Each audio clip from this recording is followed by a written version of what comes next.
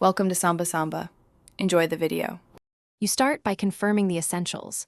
Sign in with your Apple ID and enable Home in iCloud, because devices and automations sync through your account. Next, set a Home Hub Apple TV, HomePod, or an always-on iPad to allow remote access and automations. Once done, make sure Wi-Fi and Bluetooth are active on your controller device so Home can discover accessories. Finally, open the Home app and tap Add Accessory to begin pairing. Follow on-screen codes and grant permissions as prompted. You now organize devices for practical use. Place each accessory into a room and group rooms into zones so voice commands and automations target the right area. Then create scenes, for example, evening dims lights and closes shades, because scenes let you trigger many changes with one tap or Siri phrase. Once scenes exist, build automations that run them automatically.